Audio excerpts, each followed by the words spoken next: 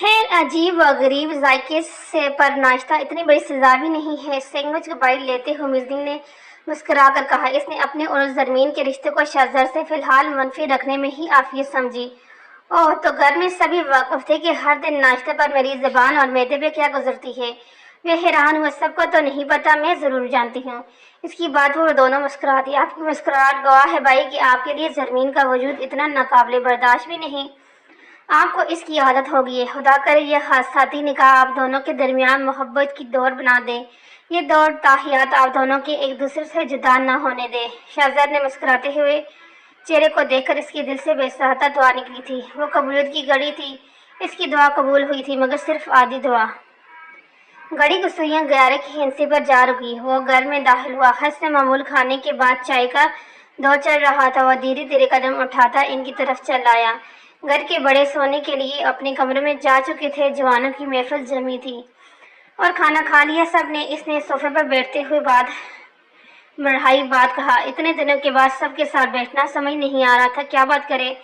الفاظ کہیں گم ہو گئے تھے۔ ہم سبھی نے کھانا کھا لیا تو ہماری فکر چھوڑو اور اپنی فکر کرو۔ کچھ اندازہ ہے بڑے تایا کب تک تمہاری جان بخشی کروائیں گے اور اس مشقت سے بس کے تھیکوں کا اثر تمہارے چہرے کے ساتھ ساتھ کپڑوں میں بھی نظر آنے لگا ہے۔ زین نے اس کے کندھے پر ہاتھ رکھ کر کہا۔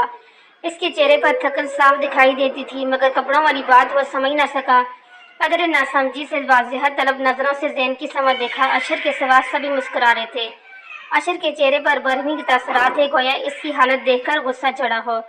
اب کہ زین اس کی کپ میں کھڑا نہ جانے کس کی تصویر لے رہا تھا۔ کیوں جناب، لڑکیوں نے جان نہیں چھوڑی تمہاری اب تک؟ کالج چھوٹ گیا مگر پھر بھی اس چڑیلوں سے نجات نہیں مل پائی۔ ویسے بہانے سے کس کے اوپر گرنے کے لیے بس تمہاری بہترین جگہ ہے۔ تم 1000 بار کسی کی گود میں گر جاؤ، کوئی کچھ نہیں کہتا۔ ہم تو بس یہ تو سب فلموں میں ہوتا دیکھا تھا۔ آج حقیقت ثبوت دیکھ کر حیرانی ہو رہی ہے۔ اس ملک میں لڑکیوں کی ہوم سیٹس کے لیے لاکھوں قانون ہیں، مگر بیچارے شہزاد جیسے لڑکوں کے لیے کوئی قانون نہیں بنا۔ افسوس، لڑکوں کو چھیڑنے والی لڑکیوں کو بھی سزا ہونی چاہیے۔ گھبراؤ مت پیارے، ہم تمہارے لیے آواز اٹھائیں گے۔ موبائل کی اسکرین اس کی آنکھوں کے سامنے لے جا کر زین نے اس کی حمایت میں تقریر پیش کی۔ باقی کزنز کے بے ساختہ قہق حال میں گونجے تھے۔ تصویر میں اس کی پشت پر گہری لپسٹک کا داغ واضح تھا۔ بے ساختہ اسے وہ لڑکی یاد آئی جو بس میں سیٹ خالی ہونے کے باوجود اس کی سیٹ کے پاس کھڑی تھی۔ جب بس اسٹینڈ بریک پر سے گزرتی، وہ آؤچ کی آواز کے ساتھ اس کی گود میں گرنے کی کوشش کرتی۔ بڑی مشکل سے اس نے اس بدکردار لڑکی کو اپنی گود میں بیٹھنے سے باز رکھا تھا۔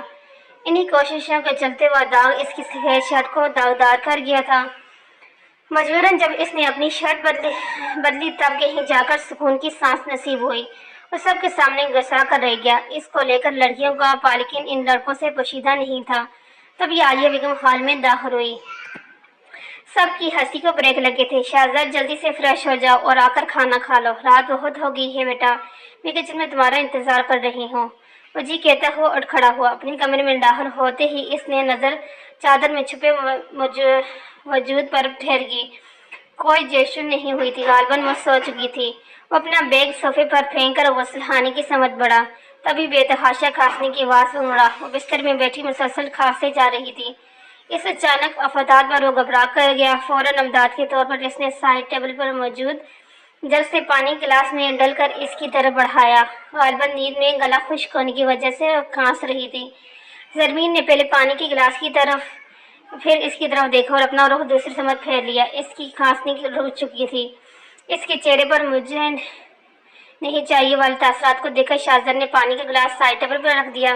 نہیں چاہیے، ہیز یو وش، بلائی کا زمانہ نہیں رہا، زعفرانی لہجے میں کہتا ہوا زمین کی نظر سیدھا اس کی پشت پر جمکماتے سرخ لپسٹک کے نشان پر جم گئی۔ سیکنڈ سے بھی کم وقفے میں اس کا غصہ نقطہ عبور سے باہر چلا گیا۔ مجھے تمہاری مدد کی کوئی ضرورت نہیں ہے۔ تم سے مدد لینے سے بہتر ہے میں مرنا پسند کروں گی۔ ہاں، میرے سامنے بلائی کا ڈھونگ کرنے کی کوئی ضرورت نہیں ہے۔ یہ تماشا ان لوگوں کے سامنے کرنا جو تمہیں اچھے اور بھلے انسان سمجھتے ہیں۔ میں تمہاری اصلیت سے بخوبی واقف ہوں کہ تم کتنے بھلے انسان ہو۔ اس کے ایک جملے کے جواب میں وہ 10 جملے سنا کر وہ سونے کے لیے لیٹ گئی۔ نہ جانے اس لپسٹک کے نشان کو دیکھ کر اس سے اس قدر غصہ کیوں آیا تھا۔ وہ خود بھی سمجھنے سے قاصر تھی۔ شہزاد نے اس کی مدد کرنی چاہیے، جس کے جواب میں وہ اسے بے نقط سنا کر لیٹ چکی تھی۔ اتنی بدگمانیاں، اس قدر نفرت، کتنا زہر بڑا ہے اس کے دل میں میرے لیے۔ مانا کہ مجھ سے غلطی ہوئی ہے، تیش میں آ کر میں نے اس کے ساتھ زیادتی کی تھی، مگر میری سزا بھی تو اسی نے طے کی تھی۔ اب کیا چاہتی ہے وہ مجھ سے؟ وہ ساکت کھڑا سوچتا رہ گیا۔ اس نے اپنی زندگی میں کئی لڑکیاں دیکھی تھی جو اس ایک نگاہ کو ترستی تھی۔ نفرت کرنا تو دور ہو، اس کی نفرت کا جواب بھی محبت سے دیا کرتی۔ اس کی وجاہت اور امارت سے حد سے زیادہ متاثر پروانہ صرف سستی لڑکیاں، اس کے ان بد کردار لڑکیوں سے گھن آتی تھی۔ اور پھر ایک دن بھی یہ لڑکی اس کی زندگی میں آئی۔ وہ پہلی اور شاید واحد لڑکی تھی جو اس سے نفرت کرتی تھی، جسے اس کی وجاہت امارت کچھ بھی متاثر نہیں کر پایا تھا، اور لڑکی اس کی محبت میں برباد ہونے کو تیار تھی۔ مگر یہ لڑکی اسے برباد کرنے کے عہد کر چکی تھی۔ وہ مختلف تھی، اس کا اندازہ دوسروں سے ممتاز کرتا تھا۔ وہ غیر ارادی طور پر اسے سوچنے میں مجبور ہو جاتا، وہ کسی مقناطیس کی طرح اس کی طرف کھینچتا چلا جا رہا تھا۔ وہ شہزاد کے شاور لے کے نیچے کھڑا اس کے متعلق سوچے جا رہا تھا۔ وہ فریش ہو کر باہر آیا، تبھی اس کی نگاہ اس شرٹ پر پڑی جو ابھی اتار کر صفحے پر پھینکی تھی۔ لپسٹک کا نشان واضح تھا۔ اس نے فوراً سے بیشتر شرٹ اٹھائی اور نوازتا، اس لڑکی نے یہ نشان دیکھ لیا تو نہ جانے دن میں کتنی بار عیاش ہونے کا طعنہ سننے کو ملے گا، بلا کسی تردد کہ وہ مجھے لڑکیوں کے ساتھ عیاشی کرنے والا مردوں کی فہرست میں شامل کر دے گی۔ یوں بھی اس کی نظر میں دنیا کا عیاش ترین رئیس زادہ میں ہی ہوں، اس نے سوچتے ہوئے چھڑچھڑی لی تھی۔ نامحسوس طریقے سے وہ دونوں من ہی من میں شوہر بیوی کی طرح پیش آ رہے تھے۔ فجر کی نماز قضا ہونے میں کچھ ہی وقت بچا تھا، تبھی اس کی آنکھ کھلی۔ وہ سرٹ سے اٹھ بیٹھی۔ اس سے قبل کہ وہ واش روم کی سمت بڑھتی، غیر ارادی طور پر اس کی نگاہ صوفے کی طرف اٹھی۔ وہ اس کے ایک بازو سینے پر، دوسرا ماتھے پر تھا اور گہری نیند میں تھا۔ اس کے چہرے سے تھکن واضح طور پر عیاں ہو رہی تھی۔ نیند کی کمی کے باعث آنکھوں کے گرد قدرے سوجن آ گئی تھی۔ دفتن اس کی نظروں کے سامنے اس شخص کا چہرہ گھوم گیا جسے پہلی مرتبہ وہ ایک سڑک پر ملی تھی۔ اس حشاش بشاش چہرے میں اور اس چہرے میں بہت تضادت تھا۔ اس کے دل میں بے چینی سی ہونے لگی، اپنے اضطراب کی کوئی وجہ نہ سمجھ آئی اسے۔ اس نے شہزاد کے چہرے سے اپنی نگاہ ہٹائی اور خود کو کیفیت سے متحر کیا۔ نہ جانے عالیہ آنٹی کس قدر بدظن ہوگی مجھ سے، کیا سوچتی ہوگی میرے متعلق۔ مجھے دیکھتے ہی ان کے دل سے بددعا نکلتی ہوگی۔ ان کے عزیز ترین بیٹے کی اس حالت کی وجہ میں ہوں۔ شہزادے کے ماند اپنی اب تک کی زندگی بسر کرنے والے بیٹے کی یہ حالت دیکھ کر ان کا دل کتنا دکھتا ہوگا، کس قدر تکلیف ہوتی ہوگی انہیں۔ اس طرح اپنے بیٹے کے غم میں گھلتے ہوئے نہیں دیکھ سکتی۔ اس سارے میں ان کا تو کوئی قصور نہیں نکلتا، پھر وہ تکلیف کیوں سہیں۔ میں آج ہی انکل سے بات کروں گی، عام امپلائی کی حیثیت سے آفس جا کر کام کرنے کی سزا سے اسے نجات دے دیں۔ مجھے یہ کرنا ہوگا اس کی فیملی کے لیے۔ میری دشمنی اس سے ہے، ان لوگوں سے نہیں۔ میں صرف اور صرف اس کی ماکری کر رہی ہوں، اس کا مجھ پر احسان ہے۔ من ہی من میں انہیں مجھ سے، اس کے باوجود ان کا رویہ میرے ساتھ برا نہیں رہا۔ میرا بھی فرض بنتا ہے کہ انہیں کوئی تکلیف نہ ہونے دوں۔ میرے دل میں شہزاد کے لیے نفرت میں کوئی کمی نہیں آئی اور نہ ہی میرا دل پسیجا ہے۔ اس نے خود کو دلاسا دیا تھا۔ ناشتے وقت سب حسب معمول نئی خبر اس کی منتظر تھی۔ شہزاد، چونکہ تم آفس کی ذمہ داری اٹھانے کے لائق ہو چکے ہو، ہم نے فیصلہ لیا ہے کہ آج سے تم مالک کی حیثیت سے اپنی آفس جوائن کر سکتے ہو۔ راشد صاحب نے اطمینان سے کہا۔ ٹیبل کے گرد بیٹھے سبھی افراد نے خوشگوار حیرت سے شہزاد کی طرف دیکھا تھا، مگر اس کی نظر بے ساختہ زرمین کی طرف اٹھی تھی۔ وہ طالق بنی ناشتہ کرنے میں منہمک نظر آ رہی تھی۔ اسے بخوبی اندازہ تھا کہ یہ کرم فرمائی کسی کی سفارش بھی کی جا رہی ہے۔ اوہ، تو میڈم مجھ پر احسان کرنے چلی ہے۔ اس کے ذہن میں کل رات زرمین کے الفاظ تازہ ہو گئے۔ مجھے تمہاری مدد کی ضرورت نہیں ڈیڈ، میرا خیال ہے کہ چند اور دن مجھے اسی طرح کام کرنے چاہیے۔ اس سے میری نالج میں اضافہ ہوگا، بزنس کے داؤ ویچ کو اچھے سے سمجھنے کے موقع ملیں گے، ایکسپلوریشن بڑھے گا۔ اس نے سنبھل کر کہتے ہوئے زرمین کی سمت دیکھا، گویا آنکھوں سے کہہ رہا ہوں مجھے بھی تمہارے رحم و کرم کی ضرورت نہیں۔ وہ حیران ہوتی اس کو دیکھ رہی تھی۔ برخودار، ہم فیصلہ لے چکے ہیں، تمہیں اطلاع دی جا رہی ہے، تمہاری رائے طلب نہیں کی جا رہی۔ آج سے تم اپنا آفس سنبھالو گے۔ راشد صاحب ہمیشہ کی طرح اس کی بات رد کرتے حکم صادر کر چکے تھے۔ اس نے فاتحانہ مسکراہٹ کے ساتھ شہزاد کو دیکھا اور بل کھا کے رہ گیا۔ ان دونوں کے درمیان آنکھوں سے ہو رہی سر جنگ سے لطف اندوز ہوتی مزدی کھل کر مسکرا دی تھی۔ پورش میں اپنی کار کھڑی کر کے وہ تیزی قدم اٹھاتا لائن میں داخل ہوا۔ آج اپنے آفس میں بطور باس اس کا پہلا دن تھا اور پہلے ہی دن نہایت اہم کاغذات وہ گھر پر بھول گیا تھا۔ اس کے ستارے گردش میں تھے، وقتاً اس کی نگاہ لان میں پودوں کو پانی دیتی دعا اور زمین پہ پڑی، جبکہ لائن کے جھولے پر بیٹھی مزنی چائے کی چسکیاں لینے میں مصروف تھی۔ پانی کے پائپ وہ پودوں کی کیاری میں چھوڑا، اب وہ دونوں ایک دوسرے کے پیچھے بھاگ رہی تھی۔ زرمین دعا کو پکڑنے کی کوشش کر رہی تھی اور صورتحال کا جائزہ لیتا پول کے نزدیک پہنچ گیا۔ موقع پا کر دعا شاہزر کی اونٹ میں ہو گئی۔ شاہزر کی آمد سے یکسر بے خبر وہ پلٹی تھی، ایک دم سے اسے اپنے سامنے پا کر وہ ٹکراؤ سے بچنے کے لیے بے ساختہ 2 قدم پیچھے ہٹی، اس بات سے بے خبر کہ اس کے عین عقب میں سوئمنگ پول تھا۔ پول کے اطراف ٹائلز پر پانی ہونے کے باعث اس کا پیر پھسلا اور اس کی چیخ لاشعوری تھی۔ اس نے خود کو پول میں گرتا ہوا محسوس کیا، تبھی شاہزر نے ہوا میں معلق اس کا ہاتھ تھام کر اسے اپنی طرف کھینچا تھا۔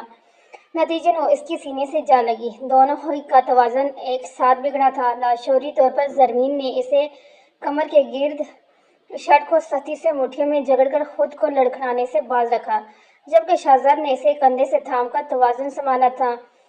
اس نے چہرہ اٹھا کر شاہزر کو دیکھا اور براہ راست اس کی آنکھوں میں دیکھ رہا تھا۔ گہری قطلی آنکھیں وہ پہلے ہی بار ان آنکھوں میں براہ راست دیکھ چکی تھی، مگر ان آنکھوں میں وہ آج اس کی آنکھوں میں دیکھ رہی تھی۔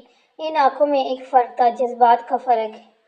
ان میں ہنکورے لیتے جذبات مختلف تھے۔ اس سے قبل اس نے شاہزر کی آنکھوں میں ان جذبات کو تیرتے نہیں دیکھا تھا۔ اس نے بے مشکل خود کو ان آنکھوں کی گہرائی میں ڈوبنے سے بچایا۔ عجیب سا سحر تھا ان آنکھوں میں، کوئی کشش جو اسے اپنی سمت کھینچ رہی تھی، اور ان آنکھوں سے چاہ کر بھی نظریں نہیں ہٹا پا رہا تھا۔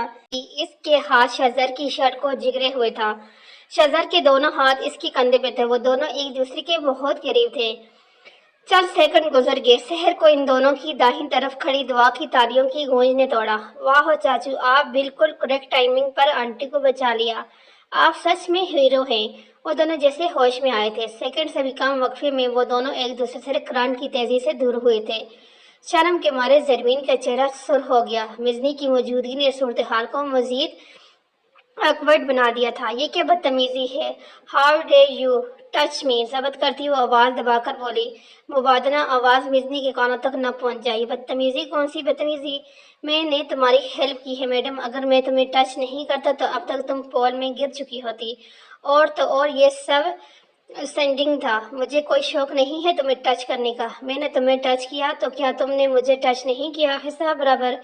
اس نے اپنی شرٹ پر پڑی شکنوں کی سمت اشارہ کرتے ہوئے کہا۔ زرمین کی مٹھیوں کی گرفت مضبوط ہونے کی وجہ سے کمر کے گرد شرٹ سکڑ گئی تھی۔ اوہ، تو تم نے میری ہیلپ کی ہے؟ کیا میں تم سے ہیلپ مانگی تھی؟ اوکے فائن، حساب برابر کرتے ہیں۔ میں نے تمہاری شرٹ بگڑی تھی، تمہیں ٹچ نہیں کیا تھا، اب میں تمہیں ٹچ کروں گی۔ اس کی بات پر شاہزر کو حیرانی کا زبردست جھٹکا لگا۔ وہ کیا کہہ رہی تھی، اس سمجھ نہیں پایا تھا۔ اب بات ختم کر کے ان دونوں کے درمیان 2 قدم کا فاصلہ مٹاتی وہ اس کے قریب آئی اور اس کے دونوں بازوؤں کو اپنے نازک ہاتھوں کی گرفت میں لیا، اسے اپنی جگہ پر لا کر کھڑا کیا۔ اب شاہزر کی پشت پول کی سمت تھی اور ٹرانس کی سی کیفیت میں اس کے اشاروں پر چلتا گیا۔ میں تمہاری طرح انٹیمیڈیٹ نہیں ہوں، اس لیے سوری فار ٹچنگ یو۔ اس نے سینے پر اپنے دونوں ہتھیلیاں جما کر سے دلفریب مسکراہٹ کے ساتھ وہ بولی۔ اس قدر قریب کھڑے اس کے سینے پر ہاتھ رکھی وہ مسکرا رہی تھی۔ اس کے دل کو کچھ ہوا، گردن میں گڈلی سی ابھر کر میدے ہوئی۔ اس سے قبل کہ وہ کچھ سمجھ پاتا، اپنی پوری قوت لگا کر زرمین نے اسے پول میں دھکیل دیا۔ غیر متوقع حملے کے لیے وہ تیار نہ تھا، پورے کس سے پول میں گرا۔ بہت سارا پانی اس کے اندر گرنے پر باہر چھلکا تھا۔ اپنے ساتھ ساتھ دعا کو بھی پیچھے کھینچ کر اس نے بھیگنے سے بچایا۔ ویل دیٹس انفیئر، مزنی نے کہک لگاتے ہوئے کہا۔ اس سے پانی کی نظر وہ کر جا چکی تھی۔ اس کے ہیرو چاچو کی ہیروئن نے انہیں پانی میں دھکیل دیا تھا۔ دعا کو زنج و عالم نے گھیر لیا۔ اسے مزنی پر ایک بار پھر غصہ آیا۔ چاچو کی حالت تھی اور وہ ہنسے جا رہی تھی، اور پول گہرا نہیں تھا۔ بآسانی اس میں کھڑا ہو کر وہ اپنے پانی سے تر جسم کو دیکھ نفی میں سر ہلاتا مسکرا رہا تھا۔ وہ لڑکی انفیکسٹیبل تھی، اسے پتہ نہیں کیوں اس لڑکی کے سامنے وہ بیوقوف بن جایا کرتا تھا۔ اس کی ساری ہوشیاریاں ہوا میں تحلیل ہو جایا کرتی تھی۔ ہر بار وہ اس پلاننگ کا شکار ہو جاتا تھا۔ اسے غصہ نہیں آیا تھا اپنی اس کیفیت پر، وہ خود شرمندہ تھا۔ اسے ابھی اسی وقت آفس پہنچنا تھا، مگر وہ پانی سے تر जिस्म का था स्विमिंग पूल में खड़ा मुस्कुरा रहा था। ऑफिस के पहले ही दिन वो लेट होने वाला था। दाई माँ के हवाले से डॉक्टर्स ने कोई हौसला अफजा बात नहीं की थी। मन बहलाने के अर्ज से वो किचन में चली आई। आलिया बेगम और रशीदा बुआ के अलावा किचन में कोई नहीं था। दोपहर के खाने की मेन्यू तरतीब दिया जा रहा था। चिकन कढ़ाई का नाम सुनते ही वो खुल उठी। आंटी, क्या मैं चिकन कढ़ाई बना दूं? मैं बहुत ही जायकेदार चिकन कढ़ाई बना लेती हूँ। वो परजोश होकर इनके करीब आई। आलिया बेगम ने इसकी तरफ देखकर बादल नुहासा गर्दन इसबाब में हिलाई और किचन के बाहर निकल गई। इसकी आंखों में बेसाख्ता आंसू तैरने लगे। इसका बर्ताव इसके साथ बुरा नहीं था तो अच्छा भी नहीं था। घर के सभी अफराद इससे घुल मिल गए थे, मगर आलिया बेगम के रवैये में तब्दीली नहीं आई थी। वो बखूबी वाकिफ थी कि अपनी बेटे की जिंदगी में इस तरह गुस्सा आने पर आलिया बेगम इसे कभी माफ नहीं करेंगे। बावजूद इसके हर बात खुद को नजरअंदाज किए जाने पर इसकी आंखें भर आती। बेदिली से चिकन कढ़ाई बनाकर अपने कमरे में चली आई थी। वो कब से अपने कमरे की बालकनी के नीचे खड़े सफदर का मुंतजिर थी, मगर वो तो जैसे गायब ही हो गया था। वो अपनी कार की चाबी कमरे में ही भूल छोड़ आया था। वापस जाकर चाबी लाने की जहमत से बचने के लिए इसने एक काम घर के मुलाजमीन सफदर को सौंपा। तकरीबन 5 मिनट से वो बालकनी के नीचे खड़ा मुंतजिर था कि वो चाबी नीचे फेंकेगा, मगर अफसोस वो नदीदर तंग आकर इसने सीटी बजानी शुरू कर दी। इसे यकीन था सीटियों की आवाज़ सुनकर इस अहमक सफदर को याद आ जाएगा कि इससे के मालिक ने इसे कोई जिम्मेदार सौंपी है, क्योंकि सवाए शहजर के इस घर में कोई भी इस तरह सीटियों में जाकर किसी को बुलाने की हिम्मत नहीं कर सकता था। वो अपने कमरे में मैगजीन खोलकर बैठी मुसलसल बजती हुई सीटी की आवाज़ सुनकर मुस्कुरा रही थी। जो ही सफदर कमरे में चाबी लेने की आस से आया, बिना चाबी दिए ही इसने इसे चलता कर दिया। शहजाद को जंज करने का एक भी मौका वो हाथ से जाने नहीं देती थी। कुछ लम्हों के गुजर जाने के बाद बालकनी में आई। सफदर के बजाय इसे बाहर आता देख वो ठड़का। इसने चाबी हाथ में पकड़कर हवा में लहराई थी। इससे कबल के वो चाबी देखा देखा इसके जंज कर दी। इसकी अकब में खड़े राशिद साहब को देखकर इसकी आंखें चमक उठी कि आप जरा से भी सब्र नहीं है सकते। सिटी में जाकर सारा घर सर पे उठा लिया है। ला रही थी मैं चाबी, बस ढूंढने में देर होगी। आप कोई भी चीज़ इसकी जगह पर नहीं रखते। सेकंड से भी कम वक्फे में दिल जलाने वाली मुस्कुराहट की जगह दिलफरेब मुस्कुराहट के लिए थी। फौरन चाबी इसकी समझ चलाकर वो अंदर चलेगी और वो जिसका ख्याल था वो बगैर छीने वो चाबी आज इसके हाथ नहीं लगने वाली। वो हैरान था। पहले तो चाबी दिखा दिखा कर मेरा सब्र आजमा रही थी, फिर अचानक शराफत के जामे में कैसे आ गई है। अच्छा ही हुआ, इस लड़की से बहस करने का वक्त नहीं था मेरे पास। वो सोचता हुआ पलटा। अपने एन मुकाबले राशिद साहब को खड़ा देखकर वो हैरान हुआ। डैड तो वाकई लिए गए थे, कब वापस लौटे? यहाँ कितनी देर से खड़े थे? मेरे खुदा, कहीं डैड ने मुझसे सीटी बजाते और जरमीन को बाहर आते तो नहीं देखा? इसने डरते हुए इनकी तरफ देखा। खश्मगी निगाहों से वैसे देख रहे थे। इनके तासरात से वाज़ेह था कि इस मंजर को देख चुके हैं जिसे ना देखने में ही शहजाद की आफियत थी। कुछ तो शर्म करो। अपनी बीवी को सीटी बजाकर बुलाने का नायाब तरीका तुमने कहाँ से सीखा है? या तुम ही इसके मौजूद हो? सुधर जाओ, अब भी वक्त है। मलामत करती नजर इस पर डालकर वो घर की चौखट को अबूर करके भलाई मंजिल की सीढ़ियां चढ़ गए और इनके पीछे अपने कमरे में आया। मैंने सफ्तर को वजह था चाबी लेने के लिए, फिर तुम क्यों आई? पापा की मौजूदगी से बाखबर थी तुम ना, तभी तुमने ऐसे जाहिर किया गोया तुम्हें ही सीटी बजाकर बुला रहा था। डैड की नजरों में मुझे जलील करने का कोई मौका तुम हाथ से जाने नहीं देती। हैरानी होती है मुझे इस किस्म की खुराफात तुम्हारे ज़हन में आती कहाँ से हैं।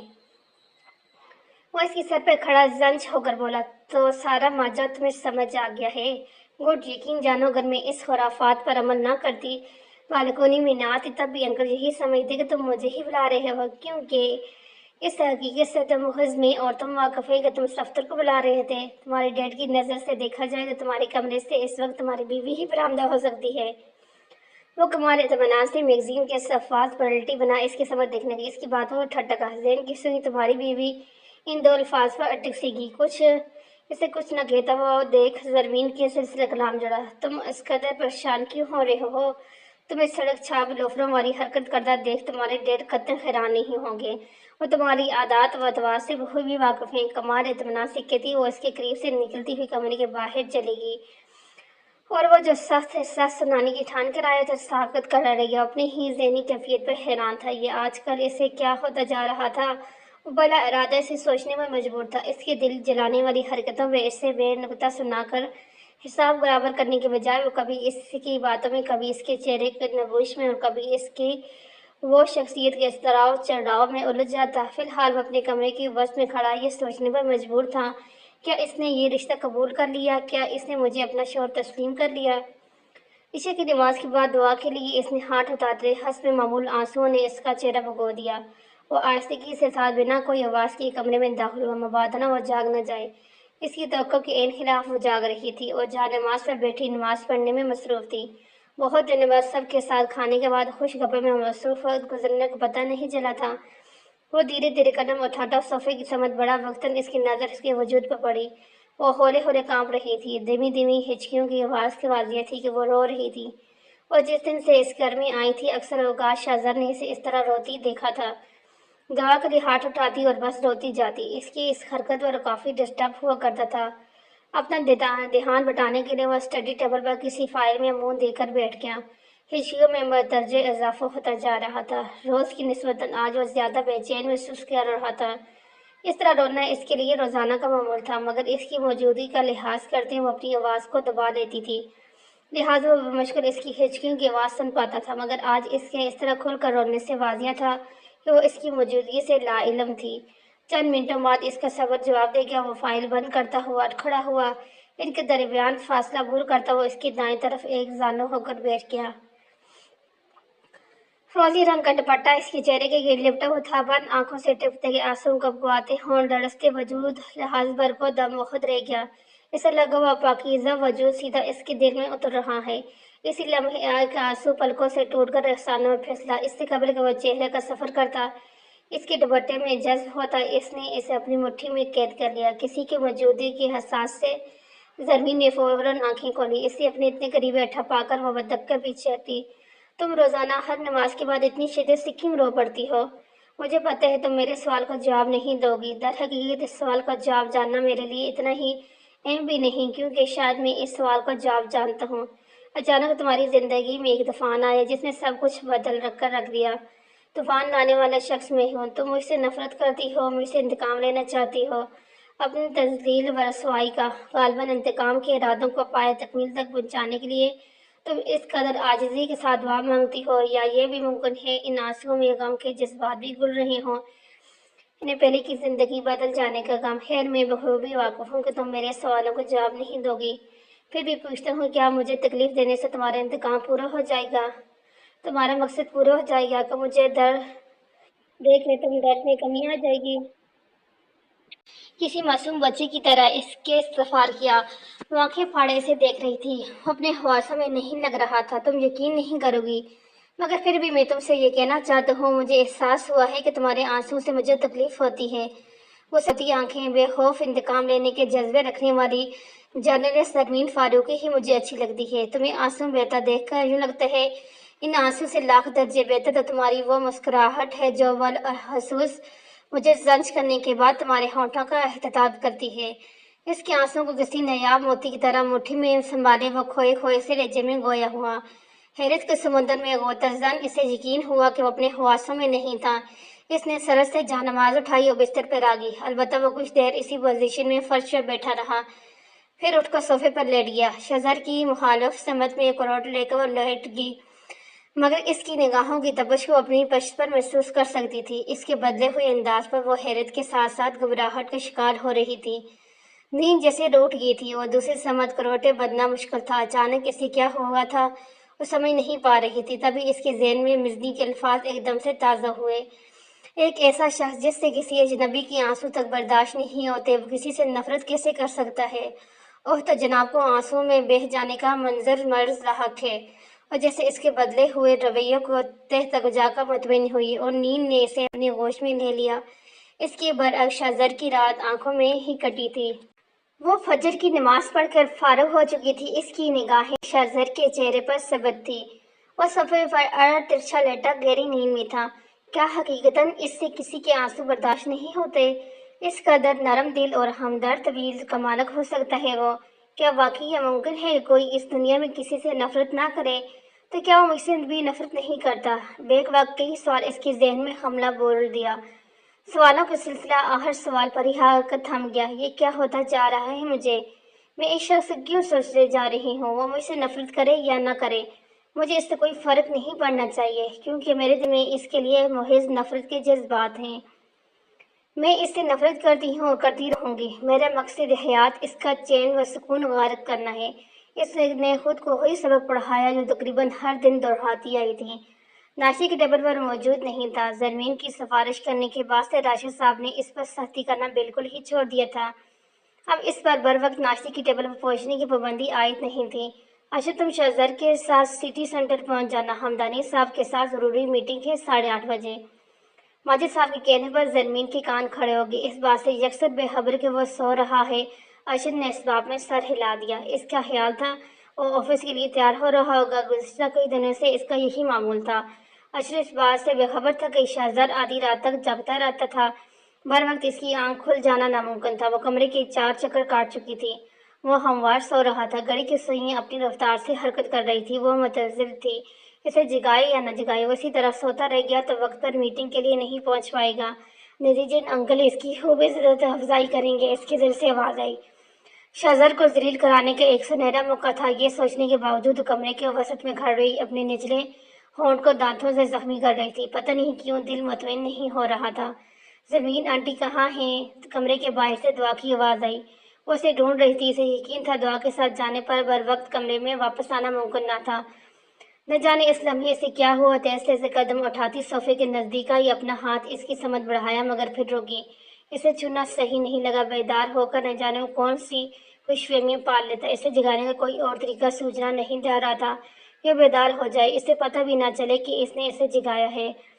دفتن اس کی نظر کانچ کے گلاس پر پڑی اور اسے گلاس اٹھایا، پوری قوت سے فرش پر پٹخ دیا۔ چمکیلے ٹائر سے کانچ ٹکرائی، چھن کی آواز کے ساتھ گلاس چکنا چور ہوا تھا۔ وہ بجلی کی تیزی سے کمرے کے باہر نکل گئی اور ہڑبڑا کر اٹھ بیٹھا۔ فرش پر کانچ کے ٹکڑے بکھرے تھے۔ گلاس کو دانستن یا نادانستن زمین بوس کرنے والی شخصیت کمرے میں نہیں تھی۔ تبھی اس کی نظر واک کلک پر پڑی۔ وہ اچھل کر صوفے سے اترا۔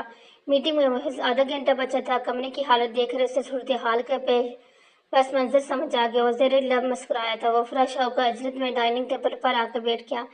اس سے قبل کہ وہ ممی کی پکار لگاتا ناشتے کی ٹرے وہ کچن سے برآمدہ ہوئی تھی۔ گزشتہ کچھ دنوں سے عالیہ بیگم ہی اس سے سرو کر رہی تھی۔ راشد صاحب نے بھی اعتراض نہیں جتایا تھا۔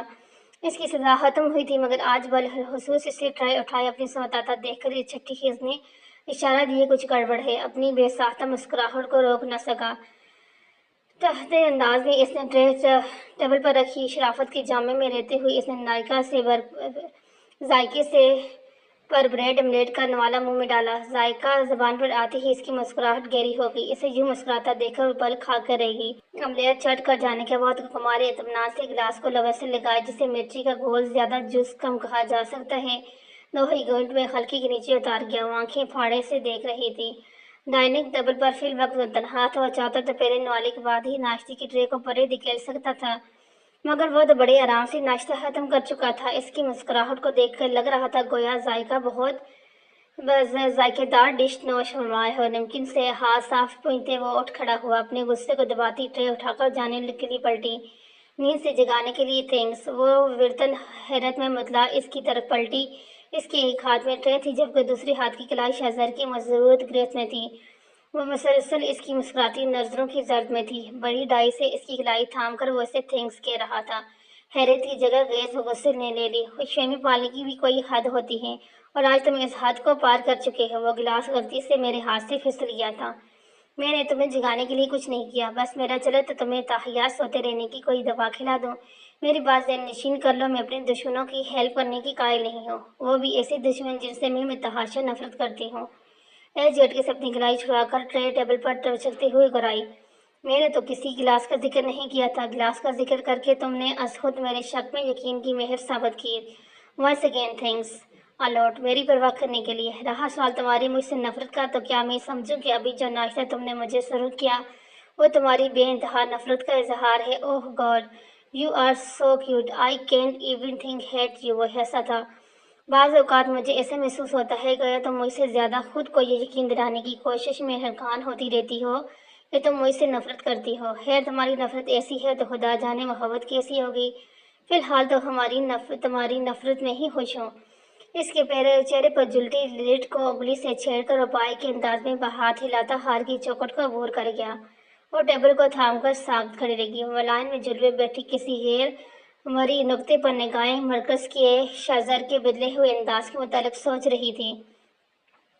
کہاں کھوئی ہو؟ کیا بائی کے خیالوں میں گم ہو؟ اچانک میزنین نے عقب سے اس کے شانوں پر ہاتھ مار کر ہنستے ہوئے کہا۔ اس کی اچانک آمد سے زیادہ وہ اس کے الفاظ سن کر ہڑبڑا گئی۔ درست اندازہ لگایا تم نے، میں اسی کے متعلق سوچ رہی تھی، مگر سوچ کی نوعیت تمہارے انداز سے مختلف ہے۔ لوگ اکثر محبت میں گرفتار ہو کر پیروں کسی کو سوچتے ہیں، لیکن میں تمہارے بھائی کی نفرت بدلا سے سوچ رہی ہوں۔ تم تو واقف ہو کہ میں اس گھر میں کس نیت سے آئی ہوں۔ ظاہر ہے میرے شب و روز اسی سوچوں میں گزرتے ہیں کہ کس طرح شہزار کا جینا مشکل کروں۔ اس نے فوراً اپنی گھبراہٹ پر قابو پا کر کہا، تم بائی سے نفرت نہیں کرتی، تمہیں اس فعل سے نفرت ہے جو انہوں نے انجام دیا تھا، اور سچ کہو تو تمہارے انتقام لینے کے طریقے بھی تمہاری طرح کافی کیوٹ ہوتے ہیں، جن سے پہلے تو بائی کو پرابلم ہوتی تھی پر اب بالکل بھی نہیں ہوتی۔ وہ تمہیں سمجھنے لگے ہیں۔ میری اصلاح مانو تو تم بھی پچھلی باتوں کو فراموش کر کے آگے بڑھو۔ میں مانتی ہوں بائی سے غلطی ہوئی تھی۔ اس دنیا میں ڈھونڈنے سے بھی ایسا شخص نہیں ملے گا جس نے اپنی زندگی میں کوئی غلطی نہ کی ہو۔ انسان خطا کا پتلا ہے، اس لیے معاف کر دینے کا رواج ہے اس کے دنیا میں۔ تم بائی کو معاف کر دو، اپنی لائف نئی سرے سے شروع کرو۔ جھولے پہ اس کے بغل میں بیٹھی میزنی کی بات پر وہ تیش کے مارے کھڑی ہوگی۔ تم کہنا کیا چاہ رہی ہو؟ مجھے تم سے یہ امید نہیں تھی۔ اس دنیا میں تم واحد ہستی ہو جو باخبر ہے کہ میں کسی کرب سے گزری ہوں، اور تم چاہتی ہو کہ میں تمہارے بھائی کو معاف کر دوں، اپنی زندگی نئے سرے سے شروع کروں۔ اگر واضح لفظوں میں کہا جائے تو تم کہنا چاہ رہی ہو کہ میں تمہارے بھائی کو اپنا شوہر تسلیم کر لوں۔ تمہارے ذہن میں یہ بات آئی کیسے کہ میں شہزار جیسے مغرور شخص کو اپنا ہمسفر مان لوں؟ لیسن زرمین بائی نے تو مغرور ہیں، نہ ہی ان کے ساتھ اتنی دیر گزارے گا۔ تم اس حقیقت سے واقف ہو چکی ہے اگر انہیں ان کے اطراف میں گھومتی لڑکیوں کی وجہ سے انہیں خطاب سے نواز رہی ہوں، دیٹ اینڈ فائن۔ وہ اپنی اسمارٹنیس کی وجہ سے لڑکیوں میں پاپولر ہیں۔ جس سوسائٹی میں ہم موو کرتے ہیں وہاں لڑکیوں سے بات کر لینا اہم بات ہے۔ یہ لڑکیاں بائی کے پیچھے پڑی رہتی ہیں، اس میں بائی کا کیا قصور ہے؟ ان کی اب تک کی زندگی میں کسی بھی لڑکی سے ان کا نوعیت کا رشتہ نہیں رہا جیسے تم سوچ رہی ہو۔ بائی کو ان لڑکیوں میں کوئی دلچسپی نہیں ہے۔ تم بے بنیاد باتوں کو وجہ بنا کر بائی کو اپنا ہسبینڈ ماننے سے انکار کر دو گی تو کیا اس حقیقت سے بدل جائے گی کہ تم مانو یا نہ مانو تم دونوں ہسبینڈ اینڈ وائف ہو؟ اپنی بات ختم کر کے میزنی گھر کے اندر چلے گی۔ پہلی دفعہ میزنی اس بات سے ناراض ہوئی تھی، مگر وہ یہی چاہتی تھی اور اس پر اپنے کمزور پڑتے دل اور ارادوں کو عیان ہونے نہیں دینا چاہتی تھی۔ وہ اسے یقین ہے اب بھی وہ شہزار سے نفرت کرتی ہے، وہ اپنے ارادوں پر سختی سے قائم ہے، مگر یہ حقیقت نہیں تھی۔ وقت تیزی سے بدل رہا تھا، اس کے جذبات بدل رہے تھے۔ آج آفس میں میٹنگز کے چلتے گھر لوٹنے میں دیر ہوئی تھی۔ وہ کمرے میں داخل ہوا، بستر پر وہ پوری طرح کمل میں چھپی لیٹی تھی، آہٹ پر اس کے وجود میں جشن نہیں ہوئی تھی۔ وہ فریش ہو کر صفحے پر دراز ہو گیا، اس کا رخ زرمین کی طرف تھا، تب اس کے چہرے سے کمر سرکا تھا، وہ گہری نیند میں تھی۔ اس سے قبل کہ اس نے کبھی اسے سوتے نہیں دیکھا تھا، وہ خود کو مکمل طور پر کمر سے ڈھانپ کر سوتی تھی۔ اس کی آنکھیں بند تھیں، چوٹی دائیں طرف کو ڈلی ہوئی تھی اور کسی بچی کی طرح معصوم لگ رہی تھی۔ کیا سوتے ہوئے بھی کوئی اس قدر حسین لگ سکتے ہیں؟ وہ حیران تھا۔ وہ دم بخود دیکھا گیا، وقتاً اس کے ماتھے پر شکنیں نمودار ہوئی۔ سکون سے بند آنکھیں سختی سے میچ لی، بند آنکھوں سے آنسو بہنے لگے۔ اس نے کمر کو اپنی مٹھیوں میں جگڑ لیا۔ کمرے میں اے سی چل رہا تھا، باوجود اس کے وہ پسینے میں بھیگ گئی۔ آن کی آن میں پرسکون مورت اضطراب و خوف کی زندہ تصویر بن گئی۔ اس سے اچانک افادت و بجلی کی سرعت سے بیٹ پر آیا۔ خواص باختہ سا وہ اس کی بند مٹھی کو تھامتے ہوئے اسے جگانے ہی والا تھا کہ وہ چیخ کر اٹھ بیٹھی۔ اگلے ہی لمحے اس پر حیرت کا پہاڑ ٹوٹ پڑا۔ وہ اس کی باہوں میں سمائی چھوٹی بچی کی مانند بلک رہی تھی، اس کا وجود پر لرز طاری تھی۔ وہ دم سادہ بیٹھا، ایسا یقین تھا اگر اس نے کسی بھی رد عمل کا اظہار کیا تو وہ حواسوں میں لوٹ آئے گی۔ فی الحال اس سے سہارے کی ضرورت تھی، وہ اس کے سہارا بننا چاہتا تھا۔ ایک سانس تک روک لی، اپنے ہاتھوں سے اس کی قمیض بھگوتی رہی۔ کچھ دیر آنسو بہا لینے کے بعد وہ جیسے ہوش میں آئی، ذہنی لاشعوری شعور کی طرف آیا۔ شہنشاہ کلون کی مہک اس کے سانسوں میں اتری۔ اس نے گردن اٹھا کر دیکھا، وہ بالکل ساکت بیٹھا اسی کو دیکھ رہا تھا۔ تم یہاں کیا کر رہے ہو؟ تم بیڈ پر کیوں آئی ہو؟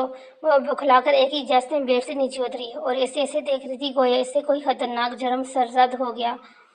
وہ ایکچولی تو نیند میں چیخی تھی، کافی گھبرائی ہوئی لگ رہی تھی، تو میں سوچا تمہیں جگا دوں، کوئی برا خواب دیکھا ہوگا، مگر جیسے ہی میں تمہیں جگانے کی نیت سے بیڈ پہ آیا وہ کسی مجرم کی طرف صفائی پیش کر رہا تھا۔ بس بس کرو، زرمین نے درمیان میں ہی اس کی بات کاٹ دی۔ وہ بھی واقف تھی کہ اس کے آگے وہ کیا کہنے والا تھا۔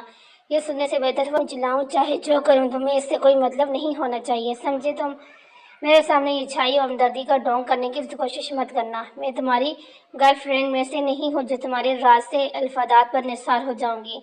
میں پہلے بھی تمہیں وارن کر چکی ہوں، دوبارہ کرتی ہوں، اس سے دور رہو۔ اپنے گرد دوپٹہ اچھی طرح لپٹتے وہ گرائی۔ شہزار کو اس سے کچھ ایسے ہی رد عمل کی تو تھی۔ میں کوئی ڈونگ نہیں کر رہا، بالخصوص اچھائی کا ڈونگ تو قطعی نہیں۔ ہاں، اگر بار بار تمہیں یہ احساس ہوتا ہے کہ میں واقعی اچھا انسان ہوں اور تم خود کو یقین دلانے کی کوشش کرتی ہو کہ یہ کوئی ڈونگ ہے، تو اس کے سارے میں بے قصور ہوں۔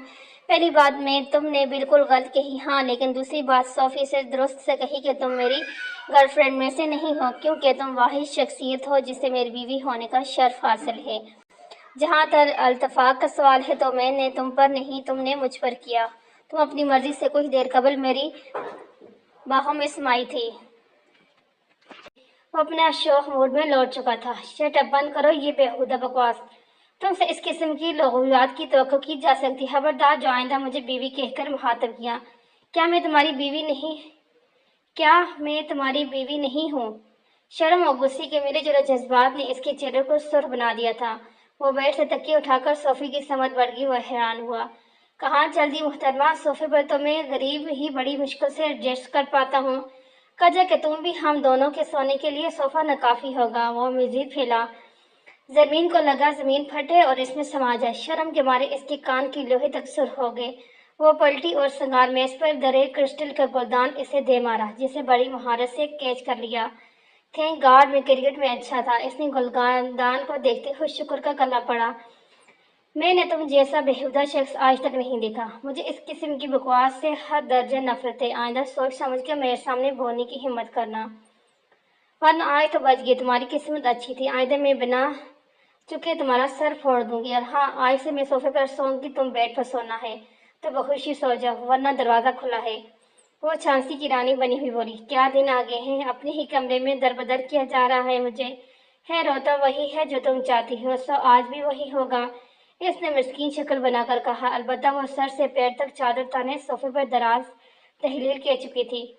وہ بیڈ پر لیٹ گیا، بظاہر مطمئن نظر آ رہا تھا، مگر وہ الجھا ہوا تھا۔ ایسا کیا دیکھا تھا اس نے خواب میں؟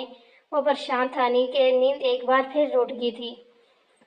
وہ ناشتے سے فارغ ہو کر کمرے میں داخل ہوئی۔ شہزاد آفس جا چکا تھا۔ وہ ڈریسنگ ٹیبل پر بکھرے سامان کو ترتیب دینے لگی۔ دفتراً اس کی نظر ڈریسنگ ٹیبل پر رکھے کرنسی نوٹوں کی گڈی پر پڑی۔ وہ حیران ہوتی ہوئی سیدھی ہوئی، تبھی اس کی نظر آئینے پر چپس کی نوٹ پر پڑی۔ اس نے پڑھنا شروع کیا۔ میں جانتا ہوں شروع میں تمہیں اس نوٹ کو دیکھ کر حیرانی ہوگی، پھر جیسے جیسے تم اسے پڑھنے پیغام کو پڑھتی جائے گی تمہاری حیرانی طیش میں بدلتی جائے گی۔ بالآخر تم اس نتیجے پر پہنچو گی کہ ایک بار پھر میں اچھا بننے کی کوشش کر رہا ہوں۔ یقین جانے میں کوئی ڈونگ نہیں کر رہا۔ ڈریسنگ ٹیبل پر پڑے یہ روپے میں نے تمہارے لیے چھوڑے ہیں۔ مجھے یقین ہے ان پیسوں کو دیکھ کر تمہیں ذرا برابر بھی خوشی نہیں ہوئی ہوگی۔ تم میرے ہاتھوں سے دیے روپے قبول کر لو، یہ ناممکن تھا، اس لیے براہ راست تمہیں یہ روپے دینے کے بجائے ٹیبل پر چھوڑے جا رہا ہوں۔ میں چاہتا ہوں اس گھر میں تمہیں پیسوں کی کمی کبھی محسوس نہیں ہوگی، کیونکہ میں لاکھ امپرفیکٹ صحیح میرے پیرنٹس فرقت ہیں اور اپنی ذمہ داری نبھانا بخوبی جانتے ہیں۔ خیر دیر آئے درست آئے کا مقصد، آج اپنا فرض نبھانے کی صحیح کر رہا ہوں۔ این ممکن ہے کہ میری غیر موجودگی میں بھی تم ان پیسوں کو ہاتھ نہیں لگاؤ گی، مگر اس امید کے سہارے کہ تم اسے اپنا حق سمجھ کر رکھ لو گی میں نے یہ قدم اٹھایا ہے۔ میری ہر چیز پر تمہارا حق ہے، ایسے کرنا میں تمہاری فیلنگ کا تو میں اندازہ نہیں لگا سکتا، مگر مجھے بالکل شرم والی فیلنگ آ رہی ہے۔ تمہارے شوہر کے خون پیسے سے کمایا رزق کا حلال قبول کرو پلیز۔ آخر میں پلیز کے ساتھ ایک اسمائلی بنائی ہوئی تھی۔ اس کے توقع کے عین مطابق اس نے کرنسی نوٹوں کی گڈی کو اسٹڈی ٹیبل کے دراز میں ٹھونس دیا۔ یہ کیا ہوتا جا رہا ہے؟ اتنی آسانی سے مجھ پر اپنا حق جتایا جا رہا ہے۔ وہ ڈریسنگ ٹیبل کو تھامے سوچ کر رہ گئی۔ وہ حیران تھی کہ غصہ نہیں آ رہا تھا، پتہ نہیں کیوں۔ تبھی میسج کی ٹون نے اس کا دھیان اپنی طرف کر لیا۔ شہزار کا موبائل اسٹڈی ٹیبل پر پڑا تھا۔ اس کے لیے نوٹ چھوڑنے کے بجائے ہڑبڑاہٹ میں اپنا فون یہیں بھول گیا تھا۔ مسلسل بجتی میسج ٹون نے تنگ آ کر اس نے موبائل اٹھایا اور سوئچ آف کا بٹن تلاش کرنے لگی۔ فون کی اسکرین کی انگلی سے وائپ ہوئی اور اچکال ہی میں آیا میسج اوپن ہو گیا۔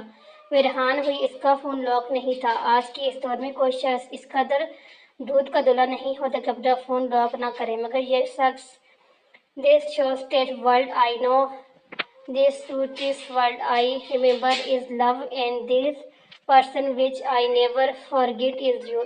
اس قسم کے پیغامات ان باکس میں بڑا پڑا تھا، جنہیں کھول کر پڑھنے کی زحمت نہیں کی گئی تھی، حتیٰ کہ میسیجز بھیجنے والوں کے نام تک سیو نہیں کیے گئے تھے۔ اس کا خون جوش میں آنے لگا۔ قصداً کم ظرف ہوتی ہیں یہ لڑکیاں، حیا کسے کہتے ہیں، عزت کیا ہوتی ہے، کردار کی پاکیزگی کس چڑی کا نام ہے، ان کو خبر نہیں ہے۔ حیرت کی بات یہ ہے کہ یہ لڑکیاں اس شخص کے پیچھے اپنا وقت ضائع کر رہی ہیں جو انہیں رتی برابر اہمیت نہیں دیتا۔ وہ تعصب سے سوچتے گی، شاید میزنی درست کہہ رہی تھی کہ اسے ان لڑکیوں میں کوئی دلچسپی نہیں۔ یہ ساری وہ فرگیاں یک طرفہ تھی۔ جب اس کے دل میں کوئی چور نہیں تھا تو اپنا فون لاک کیوں کرے؟ یہ مجھے کیا ہو گیا ہے، میں اس کی سائڈ کیوں لے رہی ہوں؟ وہ آوارہ ہے، یاش ہے، اس کی دی ہوئی شے کی وجہ سے یہ لڑکیاں اس کے پیچھے پڑی ہیں۔ آج کل جناب کے سر پر ہمدردی اور ذمہ داری کا بوجھ سوار ہے، شوروں والی فیلنگ سے فیضیاب ہو رہے ہیں، تو کیوں نہ انہیں ہمارے رشتے کی نوعیت کا احساس کرایا جائے۔ اس نے اپنے دل کو ٹپٹا۔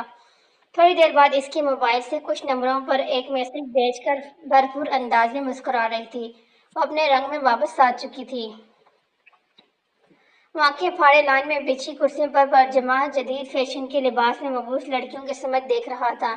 ان کی تعداد 20-25 سے اوپر تھی۔ اس کا فون اس کے پاس نہیں تھا۔ آفس کے فون پر کال کر کے اسے فوراً بیشتر گھر آنے کا حکم ملا تھا۔ چھوٹے صاحب، یہ لڑکیاں آپ سے ملنے آئیں۔ میں نے کہا بھی کہ آپ گھر پہ نہیں، مگر یہ لوگ جانے پر بضد رضامند نہیں ہیں۔ ان کے کہنے ہیں آپ نے ان سب کو یہاں بلایا ہے۔ بڑے صاحب بہت غصے میں ہیں۔ صفتر بھاگ کر اس کے قریب آیا تھا۔ وہ ہلکا ہو رہا تھا۔ مہمانوں کی اس قسم کی خوش آمدید کہنے کی اسے عادت نہیں تھی۔ وہ حیرت کے مارے ثابت کھڑا تھا۔ صفتر کی بات پر جیسے ہوش میں آیا۔ واٹ، میں نے بلایا؟ وہ چیخ پڑا۔ ٹھیک ہے تو تم اندر جاؤ، دیکھتا ہوں۔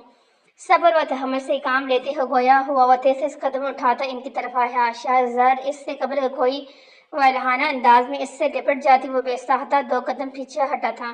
کیا میں پوچھ سکتے ہیں تم سب کون ہو؟ یہاں میرے گھر میں کیا کر رہی ہو؟ تمیز کو بلا طاق رکھتے ہوئے بولا۔ واٹ، کیا تم ہمیں نہیں جانتے؟ میں فلک، میں رومی، اسے چھوڑ میں تو تمہیں یقین یاد ہوگی۔ وہ ساری بڑھ چڑھ کر اسے یہ باور کروانے کی کوشش کر رہی تھی کہ وہ انہیں جانتا ہے۔ قریب ہی تھا کہ وہ ساری آپس میں لڑ پڑتی۔ تبھی ان میں سے ایک نے عقلمندی کا مظاہرہ کیا۔ مانا کہ ہم تم پر جان چھڑکتے ہیں، مگر اس کا مطلب یہ تو نہیں کہ تم اپنے گھر بلا کر ہمیں ذلیل کرو۔ یہ مذاق کا طریقہ نہیں ہے۔ وہ ہفکی سے بڑی، اس قسم کے واہیات مذاق کرنے کا مجھے کوئی شوق نہیں۔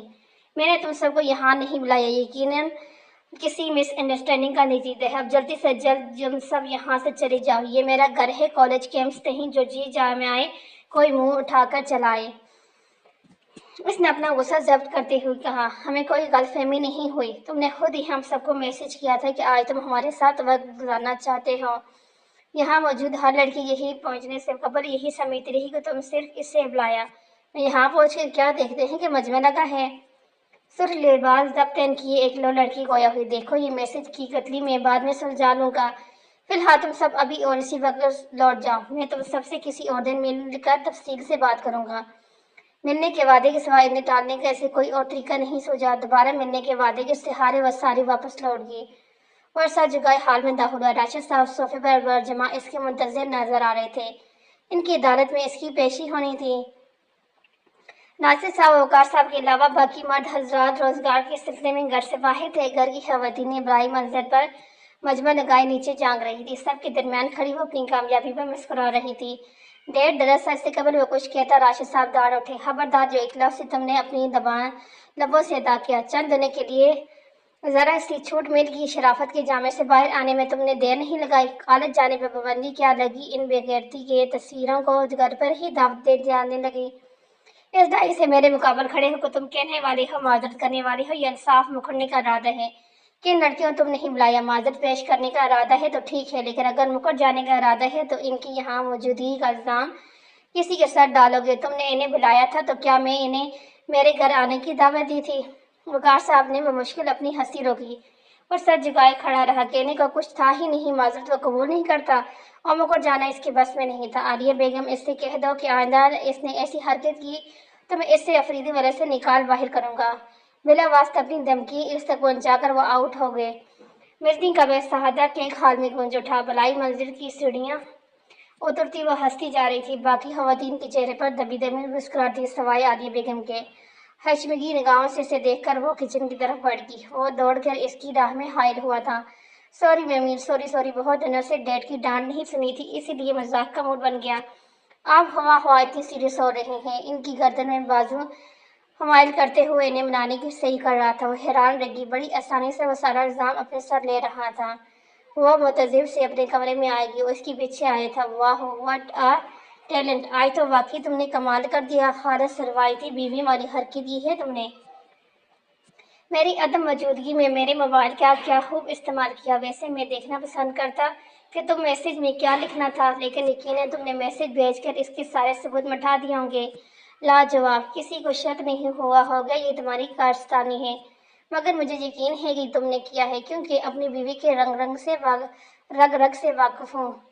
लेकिन टेबल से टेक लगाए सीने पर हाथ बांधे खड़ा मुस्कुरा रहा था। मुझे बीवी बीवी कहना बंद करो, समझ गए तुम। वो महज इतना ही कह पाई थी। एक तरफ तो ऐसे जज करने का सौ जतन कर रही थी, दूसरी तरफ लुत्फ अंदोज हो रहा था। इस पर तो जैसे कुछ असर ही नहीं हो रहा था।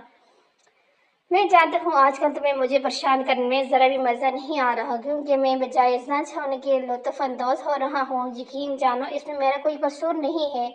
न जाने क्यों लाख कोशिशों के बावजूद मुझे तुम्हारी किसी हरकत पर गुस्सा नहीं आता। मैं वो पहले वाला शहजाद नहीं बन पा रहा जिसे तुमने अल्लाह वास्ते का बेर था। आई थिंक तुम मुझे अच्छी लगने लगी हो। वो इसके मुकाबले खड़े भरे एतमाद से इसकी आंखों में देखकर बोला, और ऐसे लगा कि इसके दिल के सारे दरवाजे एकदम खुल गए। अपनी तेज होती धड़कनों के साथ इसने घबरा कर इधर उधर देखा और राय फरार नजर नहीं आ रही थी। आंटी प्लीज मेरी स्टोरी कंप्लीट करने में मेरी हेल्प कर देना।